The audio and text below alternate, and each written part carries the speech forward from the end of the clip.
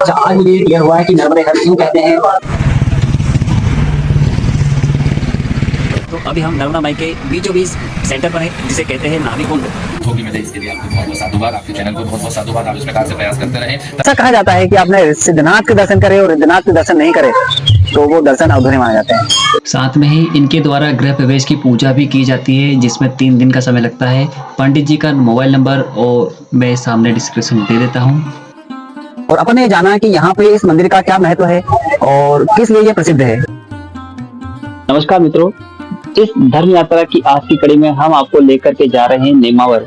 नेमावर एक बहुत बड़ा आस्था का केंद्र है, जहां पर आपको सिद्धनाथ मंदिर उत्तर दिशा में और रिद्धनाथ मंदिर दक्षिण दिशा में स्थित है, और साथ में ही स्थित है यहाँ पे नर्मदा जी का नाभि कुंड, जो आपको यहाँ पर देखने को मिलेगा।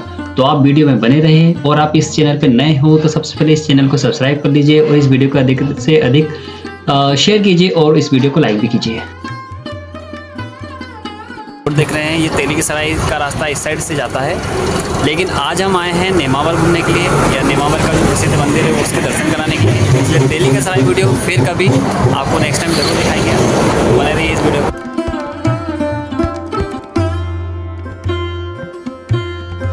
यहाँ से जैसे ही आगे बढ़े तो सामने ही हमें ग्राम हंडिया नजर आता है, और हंडिया नर्मदा माई के इस पार रहता है और नेमावर उस पार होता है।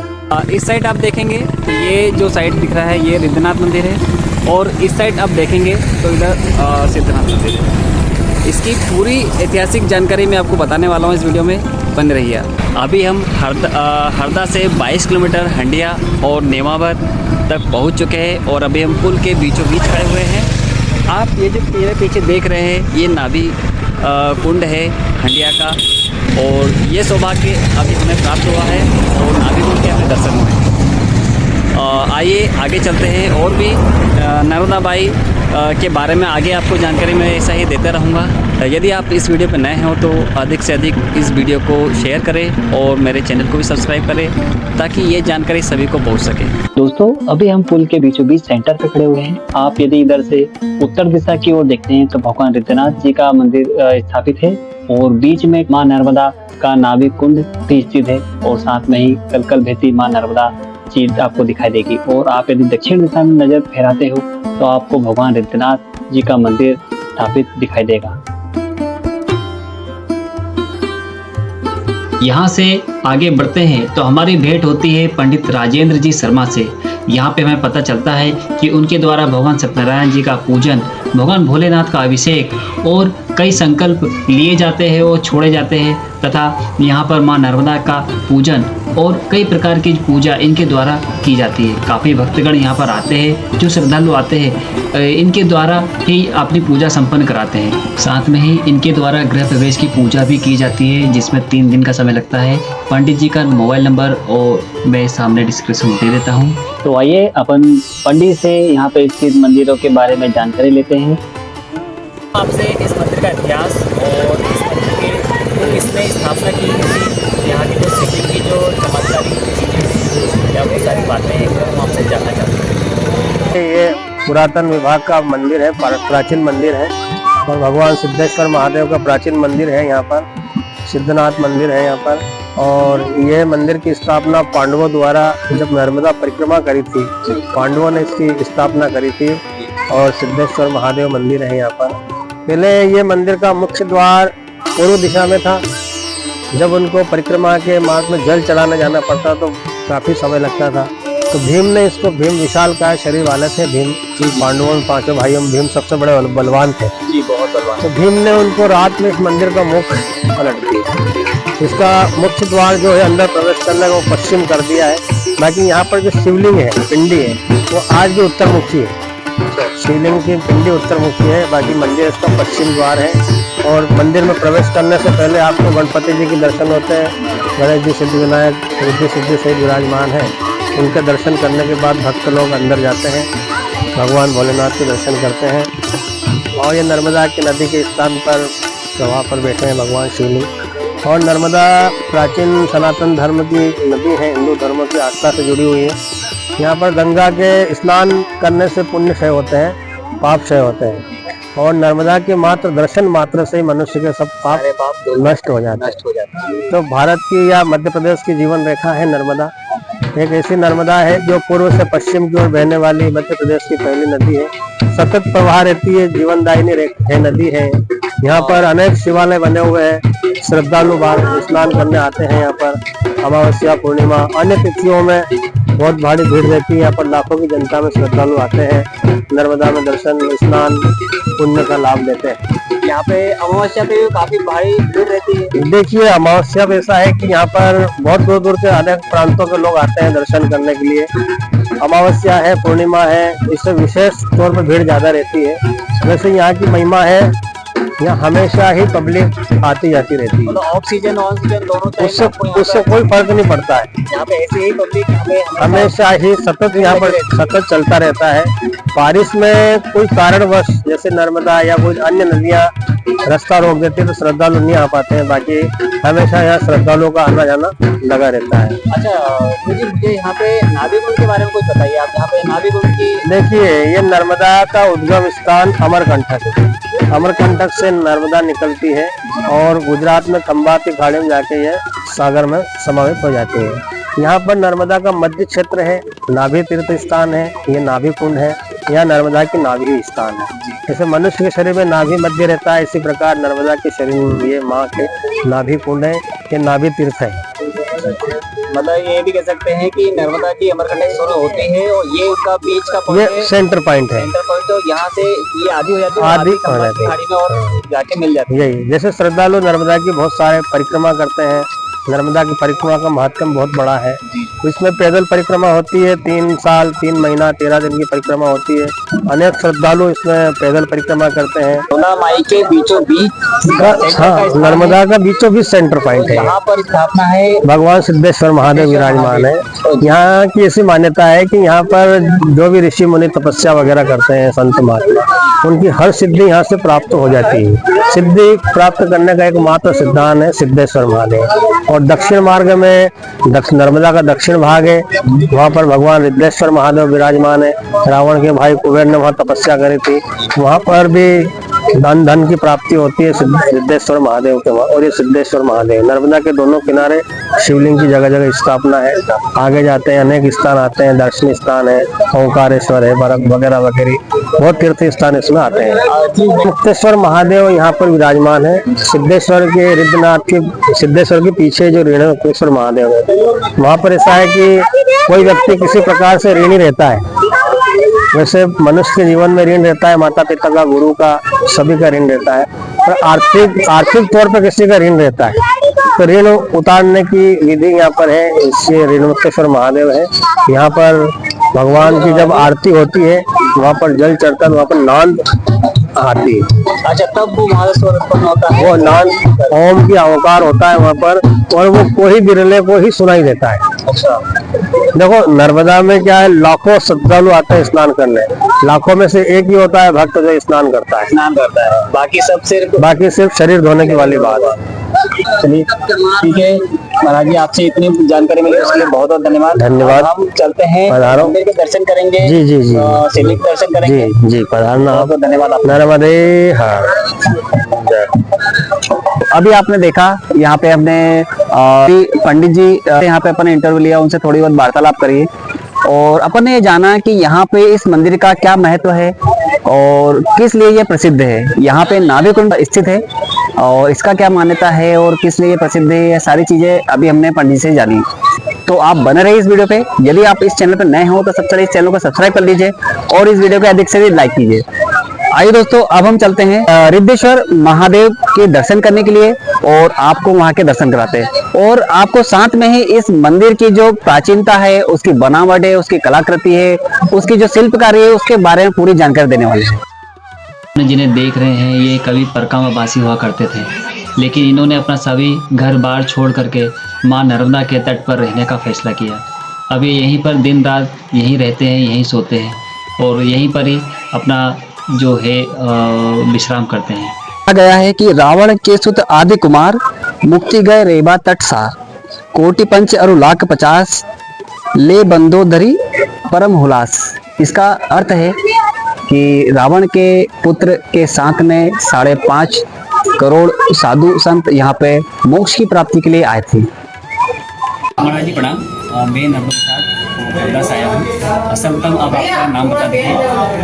पंडित मनमोहन व्यास, मां नर्मदा के नाभि तीर्थ नेमावर से।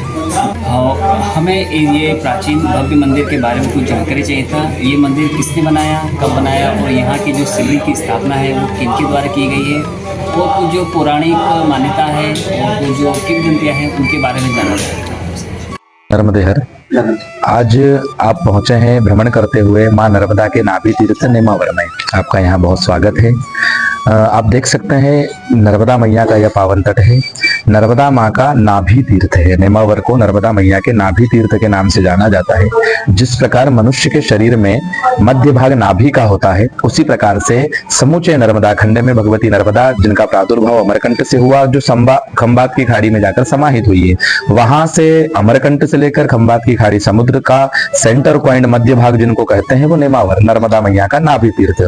जिस प्रकार से मनुष्य के शरीर में नाभि होती है, जहां से ऊर्जा का संचार होता है, अमृत तत्व जहां विराजमान होता है, उसी प्रकार से नर्मदा मैया का नाभि तीर्थ नेमावर में होने के कारण यहाँ से समूचे नर्मदा खंड में जहां भगवती नर्मदा प्रवाहित होती है, वहां ऊर्जा का संचार होता है। पर यहाँ साधक संत ऋषि तपस्या करते हैं। देख सकते हैं आपने हजारों की तादाद में पैदल परिक्रमा वासियों को नर्मदे हर का गान करते हुए परिक्रमा करते देखा होगा। समूचे विश्व में मां नर्मदा ही एक ऐसी हैं जिनकी परिक्रमा की जाती है, अन्यथा किसी भी पावन पवित्र नदियों की परिक्रमा गंगा यमुना की नहीं की जाती। नर्मदा मैया के सर्वप्रथम परिक्रमा मार्कंडेय ऋषि ने की थी। प्रथम परिक्रमा मार्कंडेय ऋषि, जिनके ऊपर से पुराण बनी, फिर नर्मदा पुराण का उल्लेख हुआ। नर्मदा पुराण में इस तीर्थ को, नेमावर तीर्थ को, कोटि तीर्थ की संज्ञा, कोटि मतलब करोड़, करोड़ों तीर्थ के समान पुण्य प्राप्त होता है जब नर्मदा मैया के दर्शन प्राप्त होते हैं, यहाँ स्नान प्राप्त होता है, या भगवान शिव का अभिषेक करते हैं। फिर भगवान शिव का एक और विशेष चमत्कार देखने को मिलता है कि जब कहते हैं जलधारा शिव प्रिय, भगवान शिव को केवल जलधारा प्रिय है, और उसमें भी भगवती नर्मदा जो भगवान शिव की पुत्री है, जब मां नर्मदा की जलधारा 11 धाराओं एक पात्र है, उन 11 धाराओं के माध्यम से भगवान शिव पर धारा जाती है, अभिषेक होता है, तो भगवान प्रसन्न होकर नाद करते हैं, जिसे शिव नाद कहते हैं। कभी श्रृंगी की आवाज आती है, कभी शंख की आवाज शिवलिंग में से स्वतः उत्पन्न होती है। कई बार भक्तों ने प्रत्यक्ष इस चमत्कार को यहाँ महसूस किया है। हाँ जी, बिल्कुल देखा है। प्रत्यक्ष किम प्रमाण है, प्रत्यक्ष को प्रमाण की आवश्यकता नहीं होती है। तो वहाँ के उस तट पे जो मंदिर है रिद्धनाथ जी, उनके बारे में थोड़ा सा जानना चाहिए। देखिए, रिद्धनाथ मंदिर मां नर्मदा के दक्षिण तट पर विराजमान है। भगवान रिद्धनाथ का मंदिर, जहाँ कुबेर जी ने तपस्या की थी, धन के अधिष्ठात्र देवता कुबेर जी, जिन्होंने नर्मदा के तट पर तपस्या की और भगवान शिव को स्थापित किया। और भगवान शिव रिद्धनाथ के, रिद्धि को प्रदान करने वाले भगवान रिद्धनाथ और सिद्धि को प्रदान करने वाले भगवान सिद्धनाथ, और बीच में कलकल निनाद करती मां नर्मदा नाभि कुंड से आगे बढ़ती हुई। और आप देख सकते हैं कि नर्मदा धारा के विपरीत प्रवाह करती है। जिस प्रकार से और नदियां जिस दिशा में बहती है, नर्मदा ठीक विपरीत दिशा में बहती है। हाँ, ये नर्मदा मैया का प्रत्यक्ष चमत्कार है। और कहते हैं गंगा यमुना गोदावरी क्षिप्रा आदि नदियों के तट पर जाकर के वहां रुकना, स्नान करना, दान करना, इन सब सत्कर्म करने से जो पुण्य प्राप्त होता है, वो केवल मां नर्मदा के दर्शन मात्र से ही वह सारे पुण्य हमें अर्जित होते हैं। क्योंकि नर्मदा पुराण में स्पष्ट वर्णन आता है कि नर्मदा मैया सभी क्लेशों को, पापों को हरने वाली, नर के मद को हरने वाली, उन्हें ही नर्मदा कहते हैं। नर्मदे हर बोलते हैं, मतलब नर को, नर मतलब पुरुष, और उनके मतलब का अहंकार, वो हर मतलब हर। देखिए, जब सर्वप्रथम नर्मदा मैया की परिक्रमा मार्कंडेय ऋषि ने की, तो पूर्ण परिक्रमा करने के बाद उन्हें कहीं न कहीं अपने मन में, कहते हैं, रामायण भी कहती है ना, असतो नहीं जनमा जगमाही प्रभुता पाही जाहि मदनाही, ऐसा कोई विश्व में पैदा नहीं हुआ जिसे कुछ उपलब्धि, कुछ प्रभुता, कुछ पा करके अभिमान नहीं होता। इसी प्रकार से संत थे मार्कंडेय ऋषि, लेकिन उन्हें मद आ गया, अभिमान आ गया कि मैंने सबसे पहले, मैं जहां आ जाता है वह सारी चीजें समाप्त हो जाती। तो उन्होंने कहा कि मैंने सबसे पहले परिक्रमा की। तो नर्मदा मैया ने उसने जो भी प्रत्यक्ष अपना चमत्कार दिखाया, उसके बाद से उन्होंने नर्मदे हर कहते हुए, नर के मद को हरने वाली वही मां नर्मदा होती है। नर्मदे हर का गान करते हुए ये जो क्या बोल सकते हैं नारा या श्लोक नर्मदा मैया का, नर्मदा परिक्रमा वासियों का मूल मंत्र बना हुआ है। नर्मदे हर, नर्मदे हर, नर्मदे हर। अच्छा, आज मुझे ये क्लियर हुआ है कि नर्मदे हर क्यों कहते हैं और ये यहाँ इसकी उत्पत्ति कैसे हुई। आपसे ये जानकारी बहुत अच्छी प्राप्ति हुई है। ठीक है, हम चलते हैं आगे। अवश्य, आपका स्वागत, बहुत साधुवाद, धन्यवाद। आप हमारे सनातन को एक अच्छी दिशा देने के लिए जो प्रयास कर रहे हैं, हमारे धर्म प्रेमी श्रद्धालुओं को इस प्रकार की जानकारी धर्म की मिले, हमारे यहाँ तीर्थों की मिले, इसके लिए आपको बहुत बहुत साधुवाद। आपके चैनल को बहुत बहुत साधुवाद। आप इस प्रकार से प्रयास करते रहें ताकि हमारे तीर्थों की, हमारे स्थानों की, अच्छे स्थानों की महिमा का और वर्णन करते रहें ताकि सबको इसकी जानकारी लगे और वो यहाँ आकर के पुण्य लाभ भी अर्जित करें और उनका दशांश पुण्य आपको भी प्राप्त होता रहे, जिनकी आपकी वजह से जो ये देख पा रहे हैं। नहीं होती तो भगवान शिव की ऐसी महिमा है और मां नर्मदा का यह पावन तीर्थ है जहां आप पधारे। नमस्कार दोस्त मित्रों, अब हम आप पहुंचे रिद्धनाथ मंदिर और आपको यहाँ के आगे के दर्शन कराएंगे। पीछे हमें देख सकते हैं भगवान रिद्धनाथ भगवान का ये मंदिर है, बहुत ही पौराणिक मान्यताओं से भरा हुआ है। और आगे चलते हैं और आपको इनके आगे के दर्शन कराते हैं।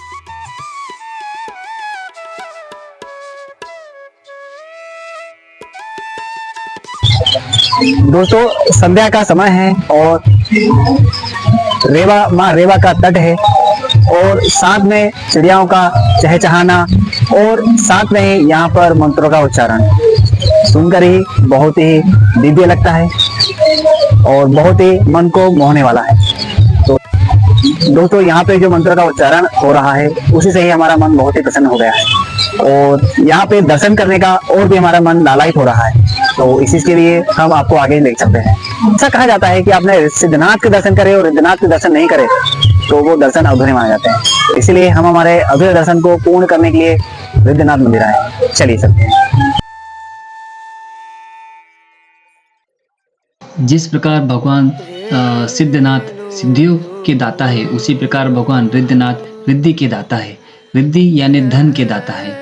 इसी प्रकार यहाँ पर भगवान रिद्धनाथ जी विराजमान है। हमने दर्शन किए भगवान सिद्धनाथ के और फिर इसके बाद दर्शन किए भगवान रिद्धनाथ के।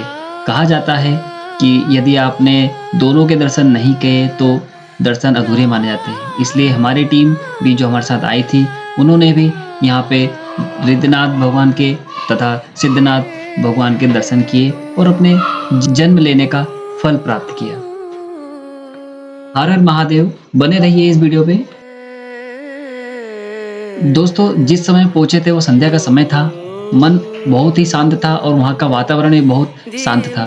इसलिए हमने भी अपनी आलती पालती मारी और ध्यान की मुद्रा में बैठ करके कुछ मंत्र का उच्चारण किया।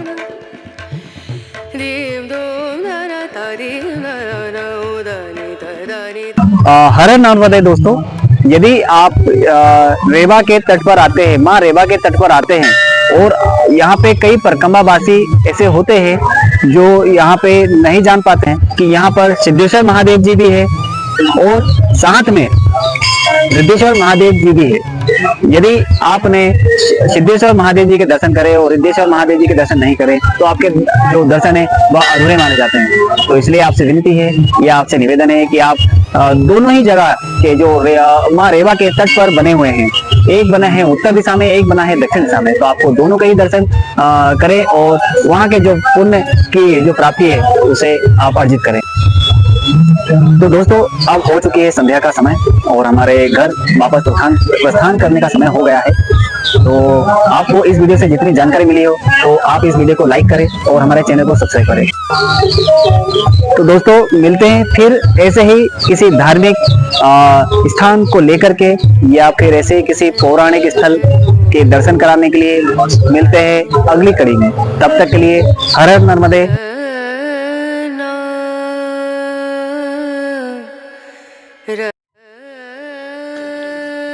दोस्तों, वीडियो तो समाप्त हो चुका था, लेकिन वहाँ का वातावरण इतना मन को मोह ले रहा था कि हमने वीडियो बंद करके थोड़ी देर और बैठने का वहाँ पे फैसला किया। वहाँ पे करीब करीब हम काफ़ी देर तक बैठे रहे और वहाँ का जो वातावरण है उसमें घुल मिल गए। और वहाँ से प्रस्थान करने के बाद हमारे मन में भाव भक्ति और आराधना और तपस्या और नर्मदा परिक्रमा की भावनाएं जागृत हो गई थी। लेकिन हम क्या करते, हमको घर वापस जाना था, इसलिए हम वहाँ से वापस घर की ओर चल दिए। दोस्तों, आपने ये वीडियो देखा और आपके क्या विचार रहे और हमारा ये वीडियो प्रस्तुत करने का आपको तरीका पसंद आया नहीं आया, ये हमें सारी बातें आप कमेंट के रूप में बता सकते हैं, जिसे यदि आप हमें कुछ सुझाव देना चाहते हो या और ऐसी कुछ बातें हमें बताना चाहते हैं तो वो सभी आप कमेंट के रूप में हमें बता सकते हैं। तब तक के लिए हर हर महादेव, नर्मदे हर।